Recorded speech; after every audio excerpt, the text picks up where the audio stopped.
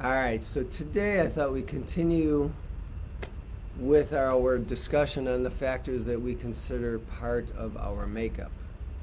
These are traits that we ourselves have adopted that make us who and what we are.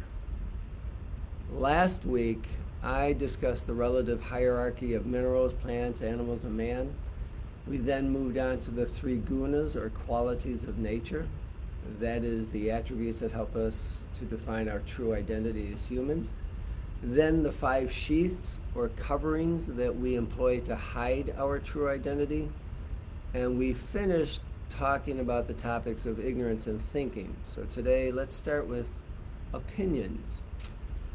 I quoted John Erskine last time. He stated, "Opinion is that exercise of the human will which helps us to make a decision without information." So that is both funny and mostly accurate. It is this category of thought that matures into beliefs, and I use the word mature to show movement, not necessarily upward progression. Since opinions and beliefs become possessive, that is, we adopt them, in other words, we say, it is my opinion, or it is my belief, ... It is these very opinions and beliefs that cause most of the conflict in the world. Remember from last week that this category of thought resides in the mental or thinking sheath, manomaya kosha. This is the sheath that gets us into trouble because we think, and then we rethink, then we begin to analyze and try to understand after having read a single article or watched an abbreviated news story without having been given access to the full picture, and thus not having the necessary information in which to think properly or conclude accurately. But we form opinions nonetheless that eventually become beliefs on the limited information to which we were exposed. Now we are in really deep.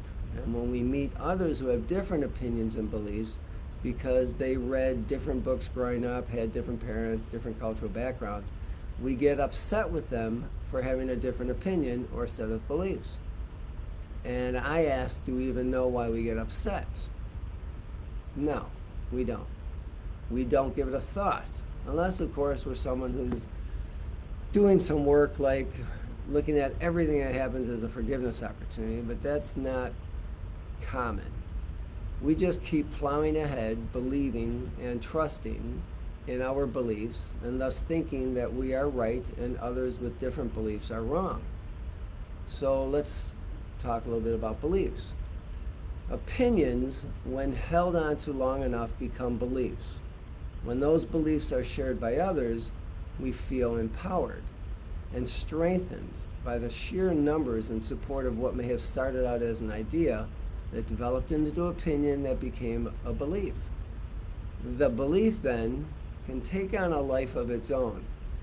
All we need to do is think of COVID. In this one event, did a thought become an opinion shared by only a few, then by a few more, then by a group who were influencers, then by enough people to reach a tipping point, and a belief system ensued. Talk to anyone, no matter what side of the COVID story they are on, and their story is now part of their belief system. With that transition to a belief, there is seeming power. Look at how the belief that COVID is the worst nightmare we will have ever faced in our lifetime changed our world right in front of our eyes. That powerful belief became right in the eyes of most, which became righteous, which became righteousness, which eventually became righteous indignation for some.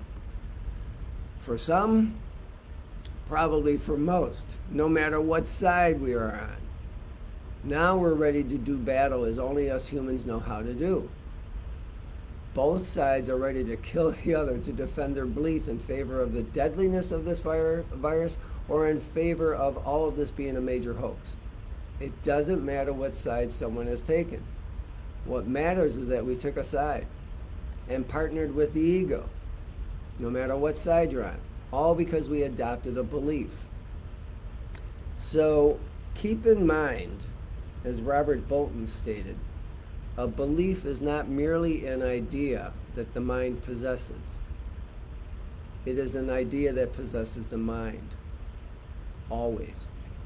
From our beliefs, we become possessed. And as stated earlier, most problems, conflicts, battles, and wars begin because of differing beliefs. How silly is that?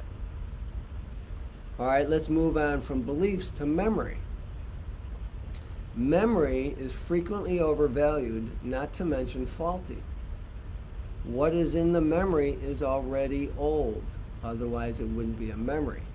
Essentially, what is stored in memory is as dead as history, which is in the past. It's not alive. Our memory is loaded with information, not knowledge. Sometimes helpful, but mostly useless. Someone with a good memory can learn vast amounts of data and regurgitate it all, but no amount of information stored in memory will help anyone learn who she is or understand her real self. Memory in and of itself does not necessarily have anything to do with knowledge, wisdom, or truth. As a matter of fact, the emotional memory bank in the brain, the amygdala, stores mostly fear, trauma, and scary, frightful information. Almost nothing constructive, although some would probably argue that. The process of accessing memory takes us right out of the present moment and into the past. In essence, memory does nothing to teach us of our real self. It does, however, lead us to believe that who we are is a personality, a label, a title, an event, and, in other words, an ego. Memory keeps us rooted in the past, while those of us attempting to learn about our real or higher selves are practicing techniques to take us out of the past and into the present. So that leads us to experience. When we read something in a book for the first time or are informed by a teacher, we appreciate the information at the level of theory. If it is presented in such a way that it emotionally appeals to us, we may even believe what we are hearing or seeing or learning, but that doesn't necessarily mean we understand it through personal experience. For those of us who are familiar with the book A Course in Miracles, there's two main sections. There's more than two sections, but there's two main sections. There's the text, which is the theoretical teachings, and the workbook, which is the practical application of that theory. One without the other is incomplete. The theory has to be applied via practical application in order to have an experience. In other words, the two together become the whole. However, experience in and of itself may be of no value, just like memory. In other words, experience may serve the ego or it may serve spirit. We may have a vivid memory of something that happened in our life as a child. Upon further review as an adult, is proven to be completely inaccurate. The same can be said of experiences, which of course are part of what make up our memories. For instance, if we put a pencil in water, it will appear to be bent. If we do not know that water has a higher refractory index than air, our experience will be that the water bent the pencil, an experience that we catalog in memory. And because we conducted the experiment ourselves and saw it happen with our own eyes, we will die defending what we saw. The water bent the pencil. Thus it is that, in order to correctly interpret experience in this field of understanding the real self, where the possibility of misinterpretation also exists, we need the guidance of someone who already has the knowledge, a guru, for instance.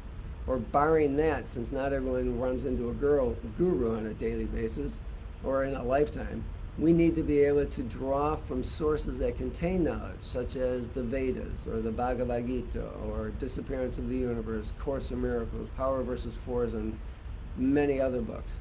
Then the sheer power and truth of the words contained therein will lift the spirits, increase our understanding, change our perspective, fill our mind with knowledge, wisdom, and truth. So let's talk about knowledge, wisdom, and truth. In this philosophy, Advaita Vedanta, unlike A Course in Miracles, where knowledge is of God, it's knowledge with a capital K, everything else is information. Advaita Vedanta says knowledge simply bolsters the ego because they don't make that differentiation as ASIM does. So knowledge simply bolsters the ego and is something learned through long years of study. It is the relationship between a subject and an object. I know this. I am the subject and this is the object. It is dualistic. Knowledge might be power, as we typically say, but it is not wisdom, nor is it truth. Wisdom comes through experiencing things as they actually are, not how we interpret them. Wisdom does not necessarily have any relationship to how much knowledge we have. For a wise person, every moment or experience is new, without preconceived ideas, prejudices, or bias. In other words, without memory, or living in the moment. The most profound wisdom is knowledge of our self, our higher self, not the ego. All false concepts of what this is must be renounced before truth can be realized, the truth of who we are. Truth is not about acquiring more and more knowledge. It is about letting go of that to which the ego has become attached until nothing more is left but the self, the higher self. We use the analogy of the onion. You've heard this before. Peel away the layers of the onion, that is the ego, and when the last layer is removed, there is nothing left. Fear knocked at the door, love answered, and no one was there. That's because no one and nothing was ever there in the first place. Truth itself is simply what is, here and now. It is beyond thought, opinion, belief, knowledge, or wisdom, and most importantly, beyond ego. The I or ego cannot lay claim to truth. I, the higher self, is truth. I am not it, but I am it. So you take that sentence, and actually it's a good one to write down. I am not it. No capital letters, even though the sentence starts out with I. Do not capitalize it. I am not it. But I am it. I am it is fully capitalized. It's a huge difference in seeing that to help yourself understand. It is self, higher self, beyond time, space, and causation. Now, he who knows others is learned. He who knows himself is wise. We have heard or read this quote by Lao Tzu, and by the way, not Lao Tzu, but Lao Tzu, many times. But remember, all that is said or written is ultimately only words, which is just mind stuff. We could say mind chatter. But the higher self is not mind. No amount of thinking and reasoning can take us outside of the mind where we truly exist. What is of benefit is to know that we, the real self, are neither people nor thoughts. Once we let go of those beliefs, we can not only enjoy the thoughts, the feelings, the experiences that run across our mind by not identifying with them, but we can learn to focus in on truth, self-knowledge, who we are, and oneness with the divine. There's one last topic I am going to discuss with you, and that is language or words. Listen to this quote by Ramesh Balsekar. The limitations of words are clearly seen when they try to remind the Absolute, that is God, of its true nature. Being merely the expression of thought, they can neither expose ignorance, which is non-existent, nor reveal the Absolute to which they owe their existence. For this purpose, words are as useless as a lamp at midday, which can neither dispel the darkness that is not there, nor reveal the light of the sun. What is being suggested is that words, which are being used here right now as I speak, and are used around the world to teach, cannot possibly teach to the depth we need to go in order to understand who we are, as words are inadequate. Words are only symbols of that which we are attempting to describe. They are symbols and convey only a fraction of the information associated with even the most insignificant object. Therefore, they are symbols of symbols, twice removed from reality. The point is this. Yes, we need language and all the other points I covered above to be a human being, but most of our advancement will come about in silence as we move inside and explore the wonderful world that is within, and ultimately meet our higher self with a capital S. Have a good day, everyone. It was a short one today, but enjoy the sunshine. Thanks.